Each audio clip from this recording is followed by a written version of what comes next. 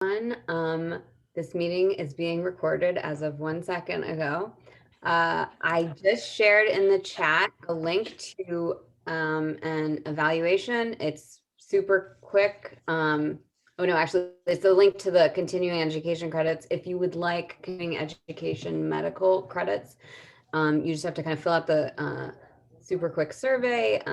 It just gives your name and what kind of credit you are seeking. And then you also have to complete an evaluation survey, which is linked to, it's anonymous. Once you submit your contact info for the continuing education credit, you just click submit and it'll link you to the quick evaluation. And I will share that link throughout the meeting. If you haven't done so already, please mute yourself and feel free to ask questions throughout the meeting. I will leave it up to the presenters whether or not they want questions during the meeting or not. And if you are not comfortable asking the question out loud, feel free to send it to one of the USET staff on the call directly and we can ask for you. Thank you, Emily. We'll go ahead and kick this off and have Christy do give her epidemiology updates. Tala, if you'll, oh, I need to allow you to share your screen.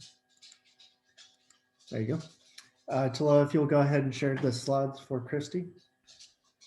Thank you, Brian. I appreciate it.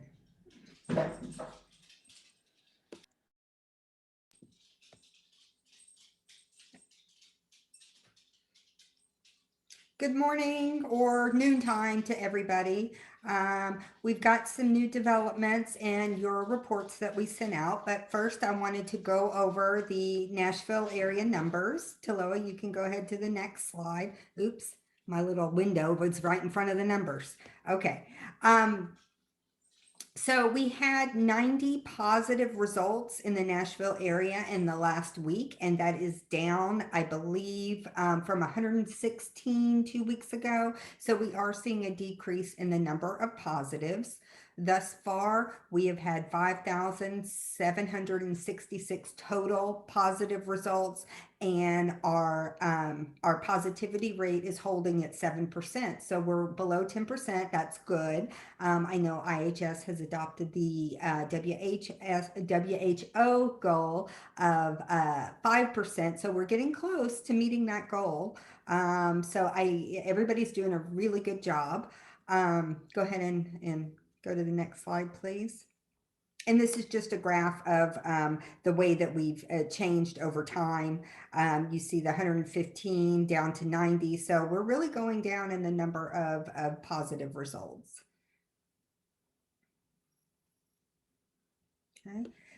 This is the rate. We pulled this from the state and from the CDC website. So you can see the rates per 10,000, and this is all races. It's not American Indian, Alaska Native specific. We couldn't pull that data with any certainty across the different states, but with the idea of what's going on in the surrounding communities will also affect our tribal communities. You can see that the rates are going down as well, although within the USET counties and the USET states, the rates are still somewhat higher than the US rates, but they are decreasing, so we're happy to see that.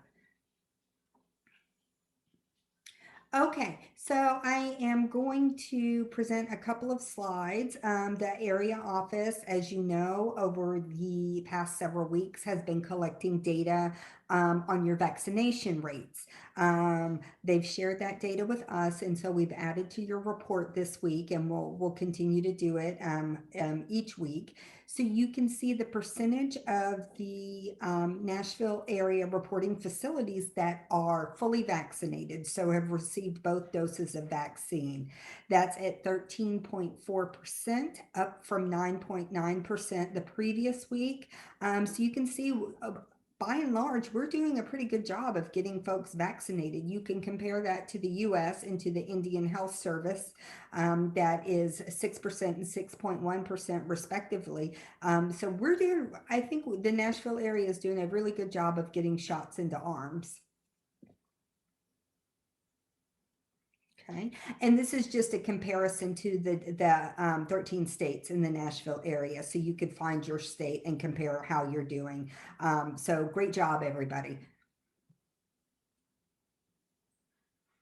Okay, so this is a little bit different. This is the percentage of requested doses that have been administered. So say your facility requested 5,000 total doses. What percentage of those have currently actually been administered, even if they haven't been received yet?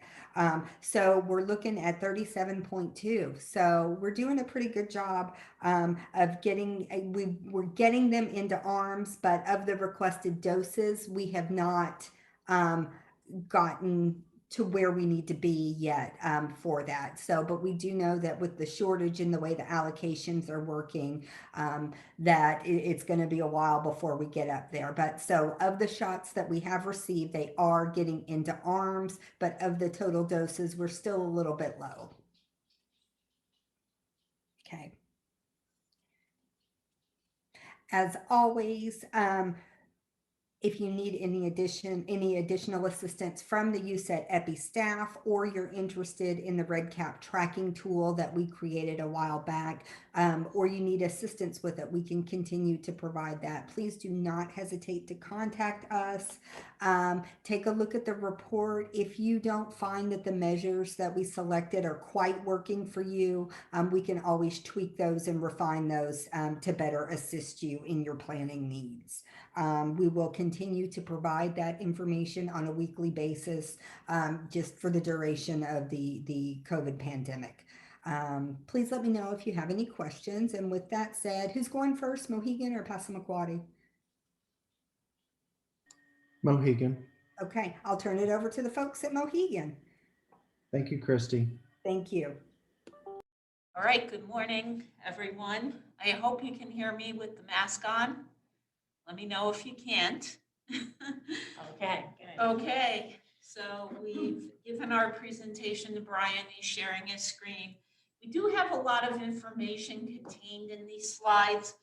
And the one thing that we promise we won't do is read the slides to you. What does it say? Loud and clear. Oh, We're good. Perfect. Thanks, Christy. Okay, I don't have my glasses on, so I can't see it that far. Anyway, so on the first slide, we just tried to give you a little bit of a timeline, the first and second slides that you'll see, a little bit of a timeline on how our vaccination program unfolded. So we started our efforts back in November, and Christine, our director of pharmacy. Oh, I'm sorry. I'm Connie Hilbert, Executive Director of Health and Human Services for the tribe. And with me is Christine LaRiviere, our Director of Pharmacy. My apologies. I should have started off by introducing ourselves. But I know so many of you that I feel like I just forgot. So, okay. So, of course, everything we did, we kept our tribal council informed. The first order of business was we did not know which vaccine we would be receiving, so we wanted to be prepared. And we were fortunate that as Christine was researching whether we could get the ultra cold freezer, there were, I think, 2 left, and she got one of the last 2 from the vendor. So we were very fortunate, and especially fortunate, and I think it was a really smart purchase, that we not only got the ultra low freezer, but this particular model was able to accommodate either the ultra low or higher temperatures, so that whatever vaccine came down the road, if it had different storage requirements, we could accommodate. As it turns out, we have been receiving Moderna. We have not gotten any Pfizer vaccine yet, as the Nashville area has been receiving Moderna. Christine certainly is our data guru and had to learn all things VAMs. Certainly anybody who's running a clinic, whether it's on the reservation or our health colleagues off the reservation, they've had to become experts in using the VAM system. We do not have a clinic. We are a purchased referred care only site. So while our tribal health department does have a medical director, we chose to have one of our APRNs who is in our behavioral health clinical department. She was the provider of record to sign the standing order, and that worked out well. Since we don't have a clinic, the next step was, where are we going to hold this clinic? The health department has not permitted any employees to use the fitness center that is on site for any team members to be able to use. So the fitness center seemed like the perfect location. It is housed in the same building as our pharmacy, and this way it allowed the pharmacy team, who were going to be our immunizers, to have quick, easy access. So next slide, please, Brian. So we worked on outfitting that space, and Christine will talk about that a little more later. So we met with our tribal council and got approval of our vaccine plan. And one of the first orders of business was to establish a vaccine task force. We had several meetings on a weekly basis with people from all areas of our operation who would have a hand in helping us to stand up our clinic. And this way, it kept information flowing so that those folks who are responsible for communications to the membership, as well as to team members of any one of our respective employers, were able to know what was going on. So our first clinic was held on New Year's Eve. We had our first responders and some of our pharmacists go through that clinic. To date, I'm sorry, can you advance to the next slide, Brian? So to date, you can see how many clinics we've held. It's a lot of work for our very, very small team. And it's even a heavier lift because we don't have a captive audience, so to speak, in that people are coming to our health clinic anyway for another purpose. And while they're there, we can take the opportunity to vaccinate them. So we've had as many as 4 clinics per week. You can see how many appointments we have had. We've received a little more than 1,300 doses, and you can see to date how many folks have at least gotten their first dose. So that's a picture of the signage as well as the interior of the fitness center. We had pipe and drape set up with different stations. You've got your VAMS administrator, you've got the folks who are setting the timers and ready to assist with an EpiPen should we need it, and the vaccinating stations for our pharmacists. And we do actually have one certified senior pharmacy technician who is also an LPN. So she has assisted us in vaccinating as well. Next slide, please. Okay. So on the administrative side, we're going to break this up into administrative, and Christine will take care of the clinical. So we kind of were behind the 8 ball a little bit in that we don't have an electronic health record. And our only system from which to pull information, in addition to whatever Carrie Janis can pull out of our RPMS system, is our tribal demographic database. It's a tribal information management system, so we call it TIMS for short. And our Council of Elders is the keeper of that information.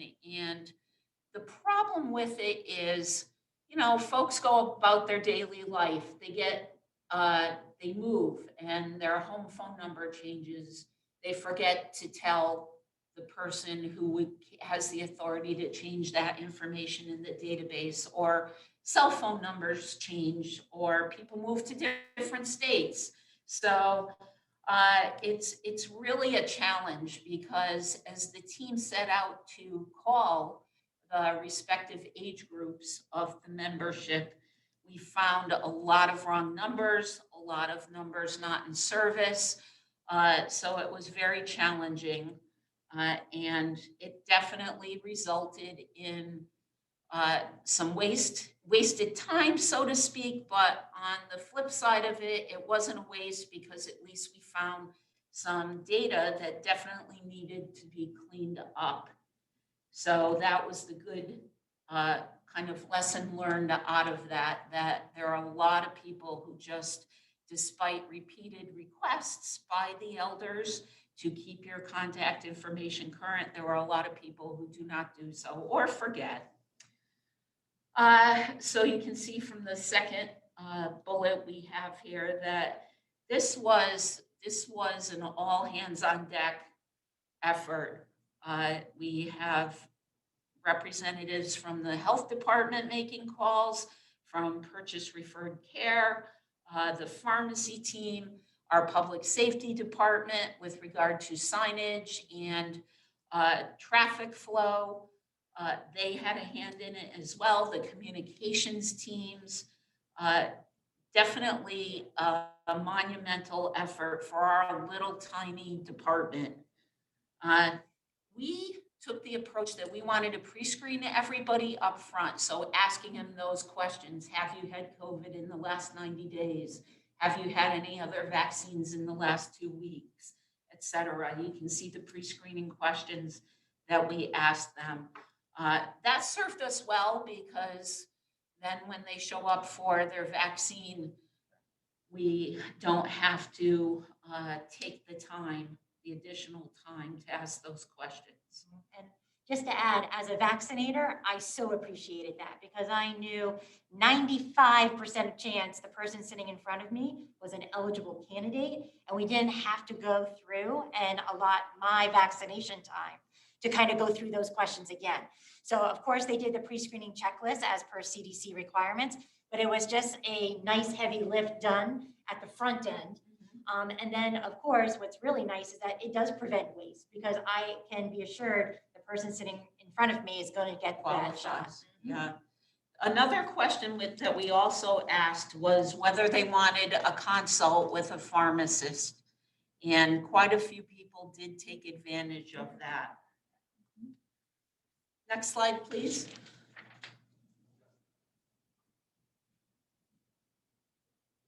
Yes. Okay.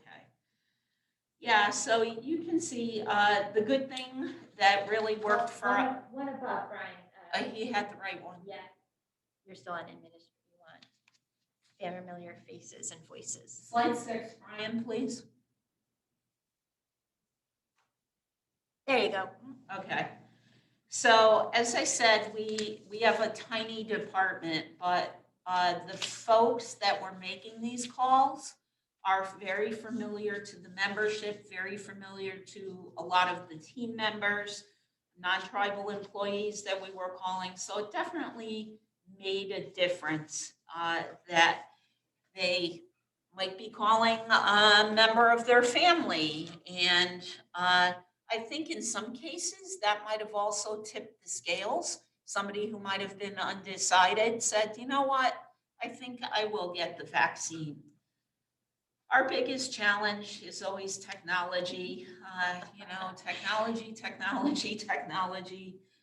We were using a platform called OneNote, which had served our pharmacy team well to do a lot of their internal communications with their team.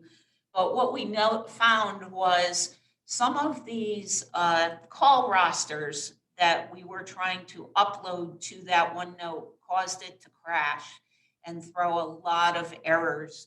So we found that we had to put some of these very, very large call lists of 450 people in Excel. So our team had to toggle back and forth between Excel and OneNote to actually schedule the appointment. So it was not as streamlined as it could have been had we just been able to use an electronic health record. Communication, we tried really hard to get the word out. We established a COVID hotline, which we had established at the beginning of the pandemic for tribal members to be able to call in with any concerns. We had a COVID concerns email as well for tribal members. We had a vaccines email so that their question would go straight to the pharmacy team and they could reach out to them to answer any questions they may have. We had, during the pandemic, we established what we call a Be Well newsletter. So we were able to put information in there on the vaccine, some FAQs, so that folks who may have been undecided had a resource that was right at their fingertips. And it was really focused on our Mohegan community. We are working on town halls. So we have a relationship with a very large health system in the state. So we can have some of their clinical team who can come to speak to team members. Team members can, and tribal members can also submit questions in advance that can be answered. So trying to address also the different employee populations that we have for our casino that we run. We have a very large Asian community, Haitian community, and a very large Spanish-speaking employee population. So establishing folks that having an ambassador type program, that person, much like the community health representative who looks and sounds like them, speaks their language, and can hopefully get our numbers up because of vaccine hesitancy. So with that, Brian, if you would advance to the next slide, we're going to go into the clinical lessons learned. Yes, so it should probably say king is still, paper is still king, because even without having any type of electronic format, we were using VAMS as our, of course, administrative record, but there's no real way to keep inventory electronically. So we managed on paper. So we have from the start, we use Excel spreadsheets to help us keep organized. And basically the pack list has become our real source of truth. So as soon as the packing list comes in the box with the Moderna vaccine, we utilize that as being basically the Bible. And we have everything that we do with that lot then on that pack list. And then that is then going into the Excel spreadsheet for numbers so that we always have an accurate inventory count so that we can keep track of prime versus booster doses. So that was definitely a learning curve for us. Still is, right? Inventory. The other thing that we have adopted is trying to make certain at the beginning of the clinic day and the end of the clinic day, we have solid checklists in place so that we basically start the day by loading all the inventory into VAMS. This actually takes the guesswork for our vaccinator out of the equation so that we can hone in on the correct lot number in VAMS each day and elect that correctly. And then on top of that, at the end of the day, we wipe out VAMS to be certain that there is no residual inventory left. And we start at 0 the next day, and then we go back and we put in everything we need. We then, at the same time, go to VPOP and we input all of our on-hand counts. So first of all is that we don't forget to do it, but then also everything is accurate at the end of the day. So everything is done. So I like this because there is really no, nothing going on at the end of clinic that we have to do at the back end. It's all done and we're all within the CDC guidelines. Know thy station. So This kind of evolved because our clinic started really small, and then all of a sudden we were handling over 100 appointments one day. And so we really need to be organized. So there is a specific function for each person on my staff. We have a reception desk, and that reception area is just for purely check-in purposes. They're already, like Connie said, are already pre-screened and they're already pre-scheduled. So this is so that they can get the appropriate paperwork and have time to fill that out and complete it. Then it goes to a VAMS desk person. That VAMS person is actually more of our quarterback of the whole clinic. That person is making sure that we actually stay on time and that we are also addressing anybody that does not show up and they are remotely going back and forth virtually through Skype with the health department to find any personnel that could find that person to fill that spot quickly. Standby list, yes. And then, of course, our vaccinator stations, we have 5 set up. I think the best thing that we've done was we purchased printers for each station. So every person has their own laptop and they basically hotwire in, or we have Wi-Fi available so that everything in VAMS is real time. So as a person is sitting with us, we are going through everything. And at the end, we print out the VAMS sheet. This serves 2 purposes. Number 1, everything's already entered real time, so nothing is done at the end of the clinic. Number 2 is that is our kind of like double check. We make sure that the patient sees what we've entered and basically proofs to make sure that their name and date of birth was entered correctly. And then, of course, on top of that, they get their CDC wallet card. And then we have an observer. As Connie said, we're all trained to do the EpiPen, but we also have other folks that are helping us, and we make sure that there is a comfort level in making that observation wait time pleasant. Anywhere between 15 to 30 minutes they have to wait. So we offer them water, we do some check-ins, we make sure that they're well. And of course, if there are any type of scenarios in which emergency services are needed, that's housed in the same building. So the response is like within like 60 seconds, I can have EMS at my side if needed. Next slide. These are just our little appendix that we added because we wanted to share with you what we did. So our vaccine task force, we of course modeled it out of the IHS COVID-19 task force model, and we just added our own. So that's basically how we came up with our vaccine task force at Mohegan.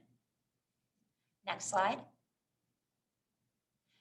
That shows the team matrix that is making up our vaccine task force. So as Connie commented, it is definitely a heavy lift throughout the whole entire departments between all services, and everybody has been engaged in the process.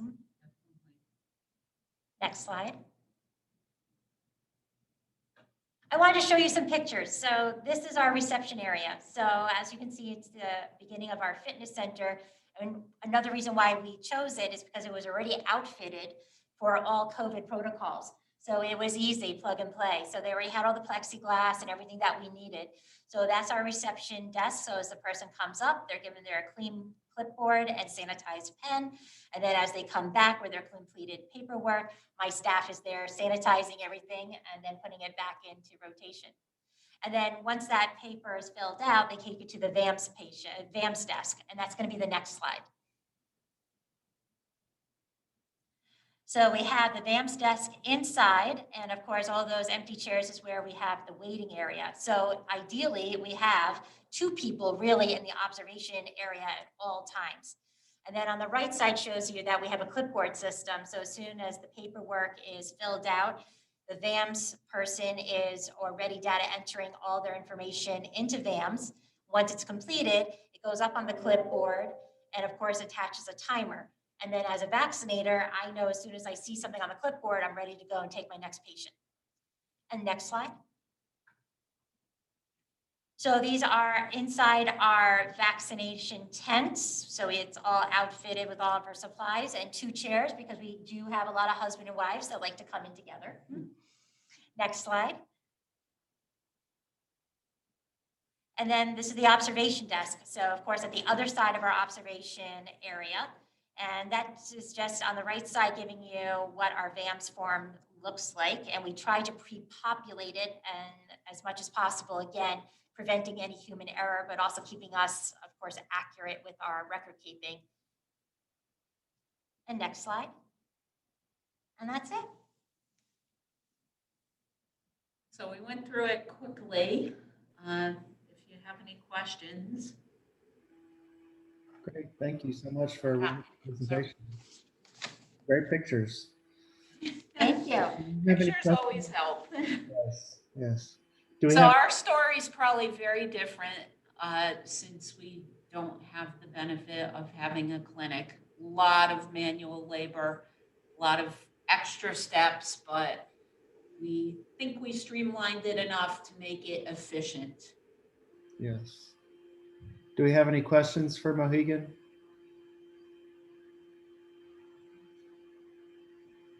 You I can, don't have any questions, but kudos to you all. Wow. Oh, thank you. Thank you. Yeah, it's been great too, because some of the folks that we haven't gotten to see in this last year, they're coming out to be immunized. So it's an opportunity to chat for a few minutes, granted you're masked and your distance. It's just an opportunity for them to connect. And I think it's gone a very long way, especially for our elders and their mental health and well-being. We did go to, the one thing we didn't mention is we have an assisted living facility. It's a managed residential care, a managed residential community / assisted living / ALSA. And we took the clinic to them.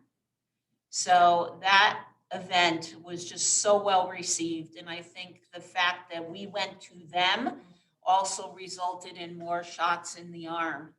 And it was a little bit of socialization for them as well. They saw some different people because the last year certainly has been hard on all of us, but especially hard on our elders. So we've tried to do things to keep their spirits up throughout the year. We've sent them little gift packages and just letting them know that we're thinking of them and we care about them. great, great. Thank you so much. Connie, I really commend you and your team on the work that you've done, and I think that this model is going to be very important. Many of our tribal nations are doing a clinic-based vaccination campaign. With the limited supply coming in, that's working for them. But in the future, they may need to transition to a larger, like a community-based event, sort of like you're doing. And so I think this is going to be very helpful information for them. Thank you. Okay, Thank thanks, you. Christy. We appreciate the opportunities to share our story. And with that, we can move on to Passamaquoddy, to Stephanie Whitaker. Good afternoon, everyone. I'm Stephanie Whitaker. I'll raise my hand here because I don't think very many people know who I am. I'm filling in for Dee today. I am the vaccine coordinator here at the clinic by default. And I have with me Carol Francis, our home health nurse and case manager. And I know many people already know Carol, so say hello to her.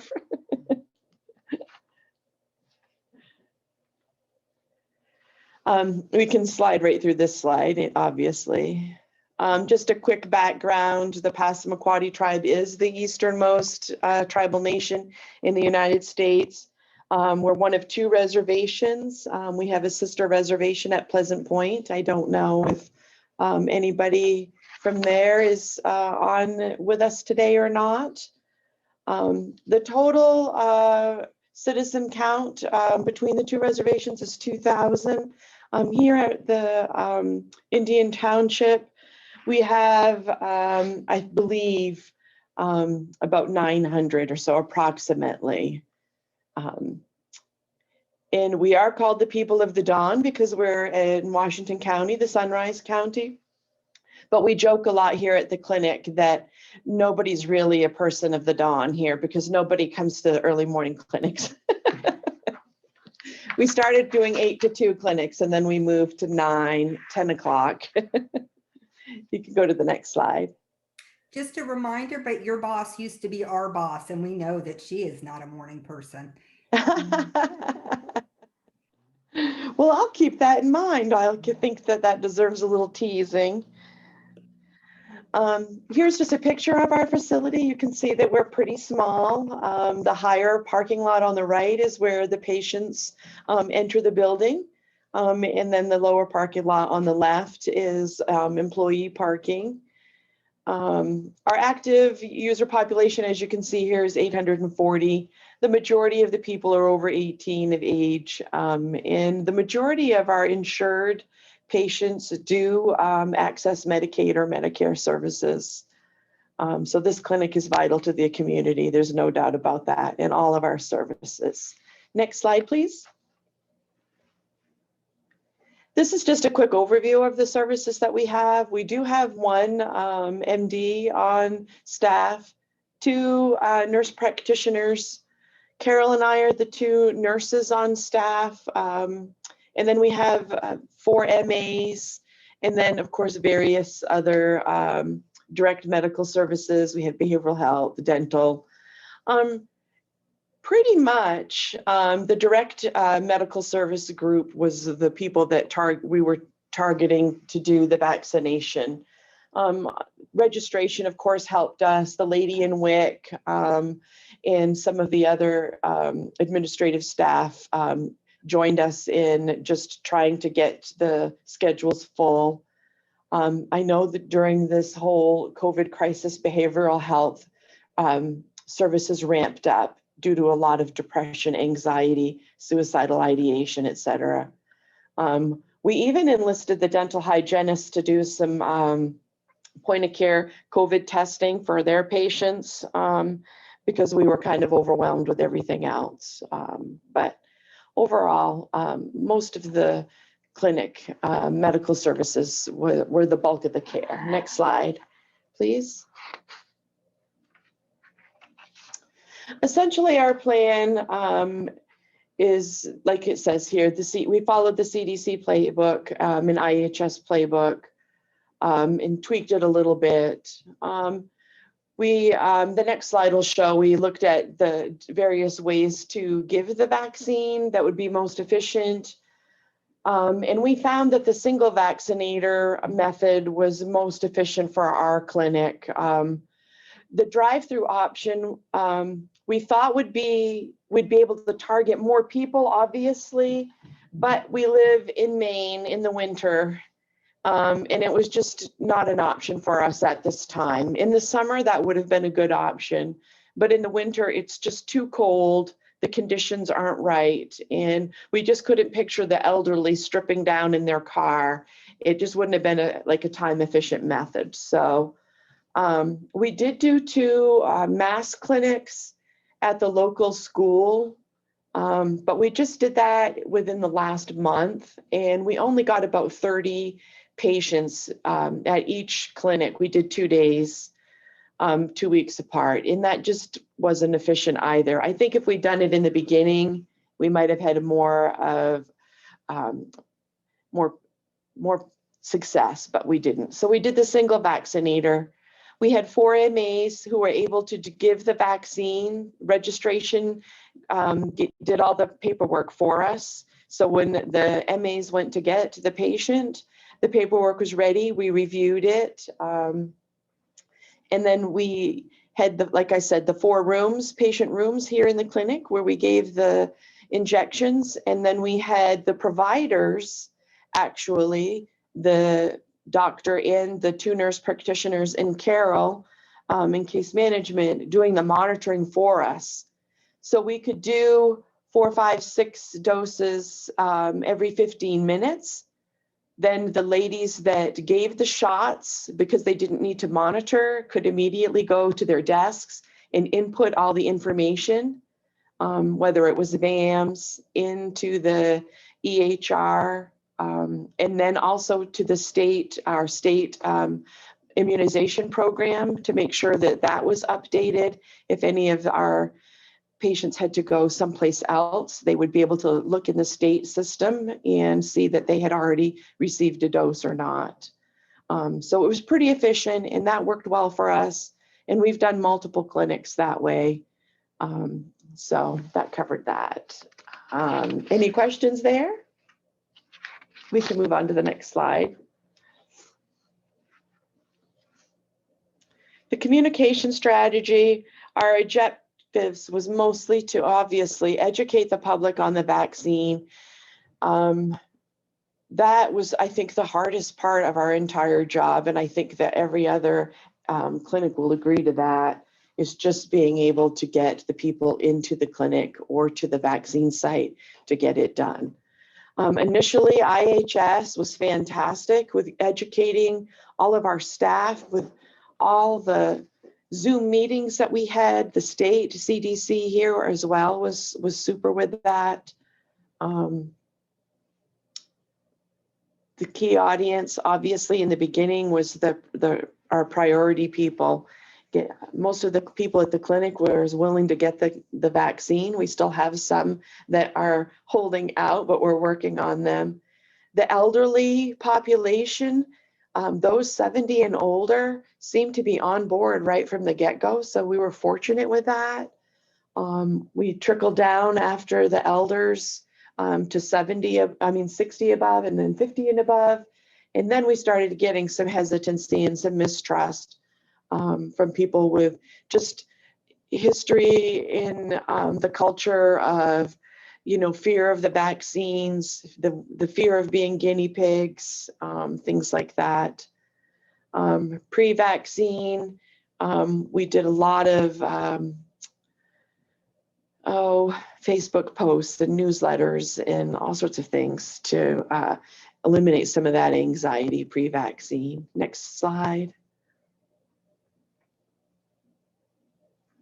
The vaccine availability, in the beginning, we were worried about the limited supply, but our fears were pretty relieved on that. I mean, we've got, I think, more than enough to do everybody that is willing. Currently, we still have about 116 prime doses to give. And so we'll be trickling that out daily throughout the clinic. And we're kind of struggling right now to find people. So we're going to work on a big education campaign for that. We did conduct a tribal-wide vaccine readiness survey. We sent out flyers to every community member that we could reach. And we didn't get that many back, so we were disappointed in that. So mostly it's been word of mouth. We've done clinic staff communication with patients, word of mouth, social media. We've done Facebook posts, made a lot of flyers on our website, the clinic website. We kept the community updated regularly, posted vaccine clinics, let them know that what we had available, whether it was Moderna or Pfizer, because people were becoming pretty choosy over the two, sending out flyers. I like the idea of the Mohegan did the town hall. I think maybe that's something we might need to do. We did do a little video. Next slide. That picture's, I'm in the middle, and that's a couple of our other MAs. We're trying to let everybody know that, we've gotten it. We did it for you. You can do it for us, kind of deal. I think that I've already covered this slide anyway. So we can move forward. Our successes, we've done pretty good overall. We've done 400 plus, let's see, first doses. Overall, we've done 760 injections between prime and boost doses. That first selection, in that first phase, I think we had like 580 people in there between healthcare workers, first responders, the elderly, and high-risk individuals, and we've managed to get 65% of that. So some days I go to bed and I think, oh my word, we're never going to be able to do this. And then I see that number and I think, wow, we're doing pretty darn good. The school personnel in phase 2, we've gotten a huge population there as well. And that number actually, I think, is probably higher now. And we're just thrilled. We're protecting our families, the future of our tribe, and preserving culture. And we're very happy about that. Next slide. Challenges, I think we heard some of this with Mohegan. Scheduling, people come in regularly. We ask them to update their information so our registration is current, but time and time again, we find inaccurate phone numbers that have been canceled or, no longer working. The vaccine hesitancy, that still remains huge in the few people that we have left. They just are afraid of being the guinea pig, afraid of growing a third head 10 years from now. They're just not sure about it. So we're working on that education, as I said. Scheduling around that multi-dose vial has been problematic. The Moderna is great for storage and handling, but trying to schedule 10 people at a time, particularly now after we've gotten most people vaccinated, is becoming a struggle. Because we do not want to waste any doses at all. Patient complaints. We've had a lot of patient complaints, not knowing people's medical history, feeling that they assume a healthy individual got the vaccine before they did and they have these 3 problems, or that their elder parent didn't get it or somebody in their family didn't get it. So a lot of public education around that. Challenges in documentation, even though we were getting people in, documenting right away, a lot of times we did do a lot of, about 100 or so patients that weren't tribal members and getting them registered.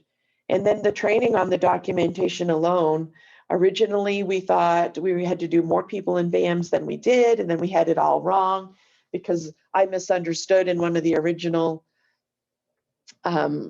teachings that we had in the beginning and the training that we were going to keep not employees and patients separate, but non-tribal patients and tribal patients separate. So that led to some confusion as well. That was mostly an error on our part. Next slide.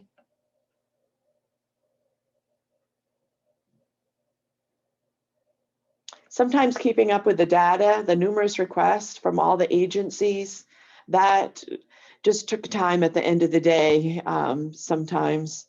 But it wasn't, we're a small clinic. I can't even imagine how like the larger tribes are doing that and keeping up with all of that.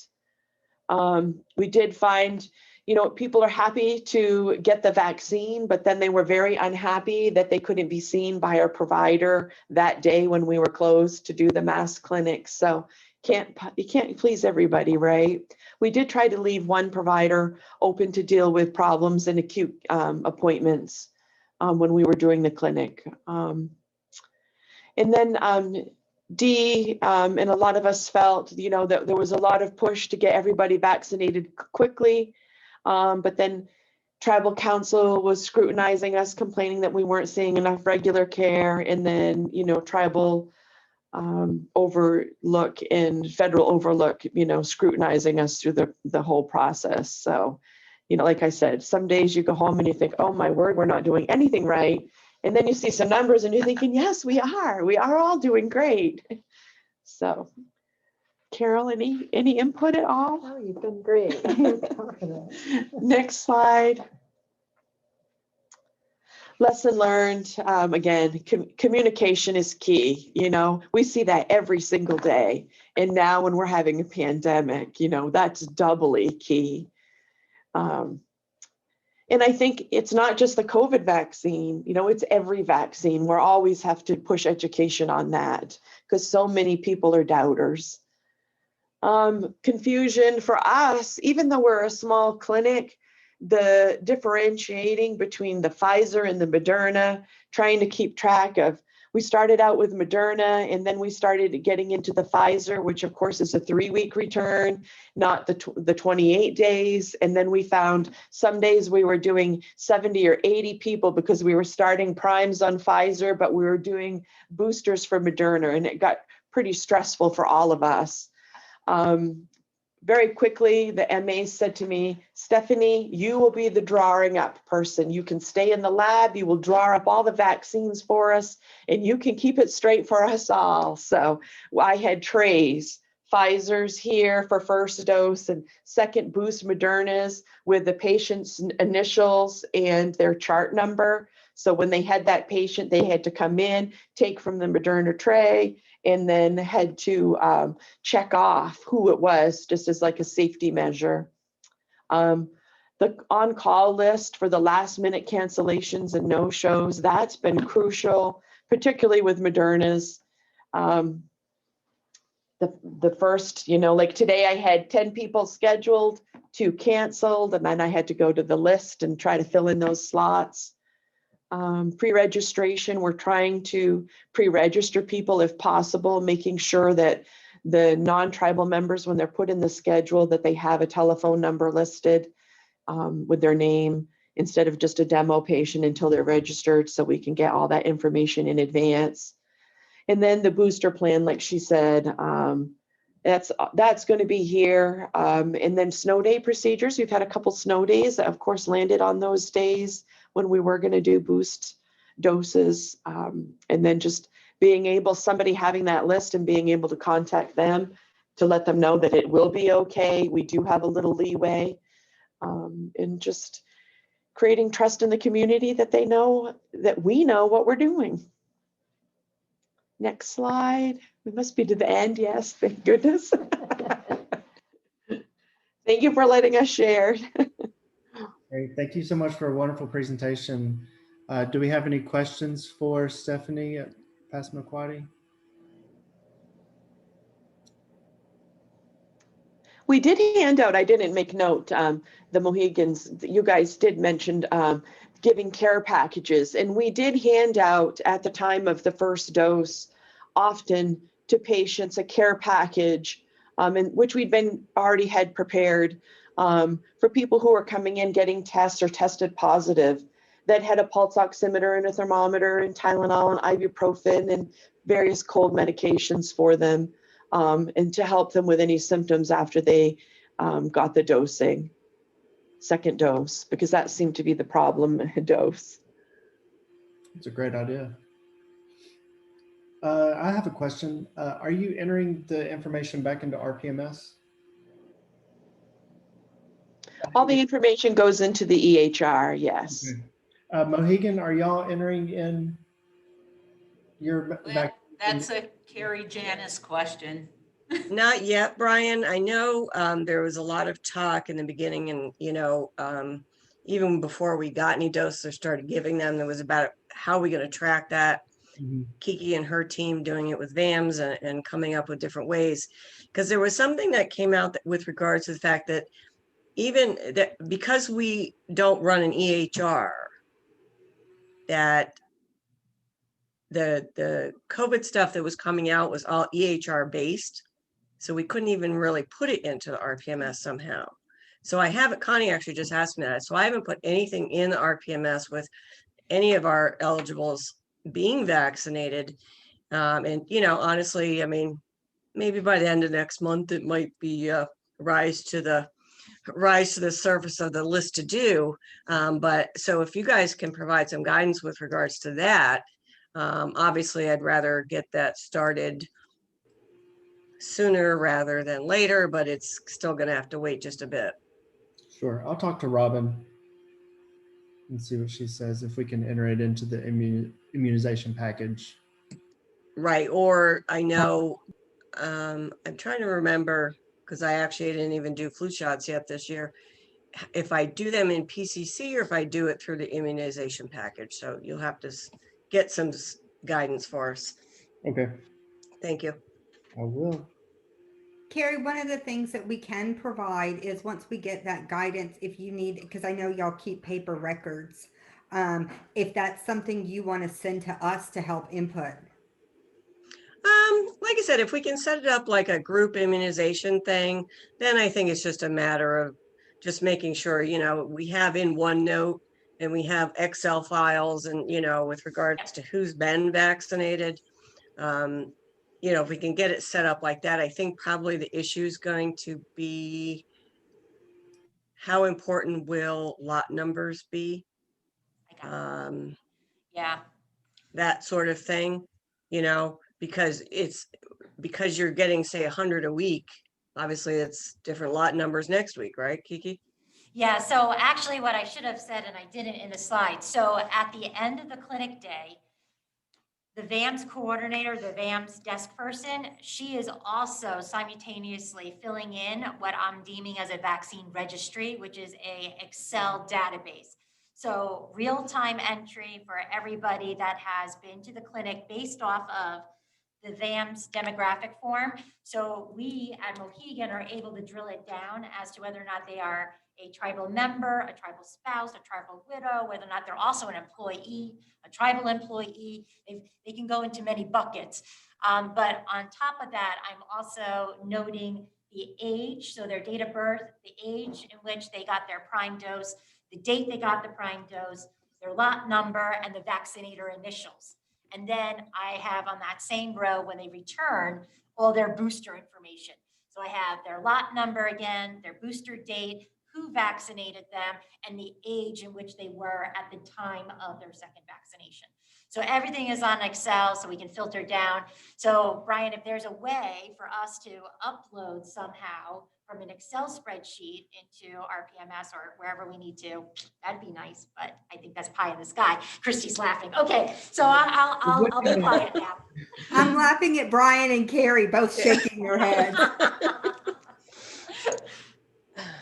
Great. So good discussion. Do we have any other questions for Mohegan or Passamaquoddy? And just a reminder to fill out the survey that's located in the chat. Also, if we have any suggestions about upcoming program for this, anything that y'all want to see would be helpful. Brian, I think it would be helpful as we're moving forward and getting more people vaccinated and more people have had their second dose. And, you know, we're all watching the CDC guidelines or waiting to see what comes out. But, you know, I think we had enough trouble getting our communities vaccinated. Now it's almost like a now what? So I did what you asked me to do. I've had both my vaccines. Now, you know, I'm just going to go back to hanging out with my family and friends and doing what I used to do. You know, maybe some background with regards to how to best take that next step with our communities and our folks. Okay. Would anybody like a session on the Johnson & Johnson vaccine Yes. specifically? Yes. Okay. Yes. Yes. Okay. Yes. And maybe just a couple of updates on the other two, if there's new information coming out or something like that. We could do that as well at the same time. Great. That'd be great. Christy, we're getting a lot of questions about variants and whether or not, of course, you know, Pfizer, Moderna will cover. I mean, number one question we always get, is this going to be an annual vaccine? You know, right? So anything with regards to that would be great. But the variant question has come up quite often. And then, of course, we have family members asking about children and what's going to be the next step, right? And whether or not is Pfizer working on the 12-year-old to 15 clinical trials, and when will Moderna do that? And is Moderna doing that? All those questions are kind of coming up now. So I saw on Facebook, but it was from reputable source, that Vanderbilt Children's Hospital is starting their children's clinical trial for Moderna, I believe. Nice. That's Uh-oh, good. my daughter's not going to be How pleased with that. young? I don't know. I didn't see the age. I was really looking at the comments about how dare you test on children. So I was there for the comments. Do we have any other comments or suggestions for future? Okay. Well, it is 12 o'clock, or 1 o'clock your time. So thank you all for presentations today. Thank you all for attending. It's great. Dr. Brown. It's great to have everyone on here, and everyone have a great weekend, and I'll see y'all in 2 weeks. Thank you. Thank you. Bye. Thank you for your Bye, time. everybody. Bye.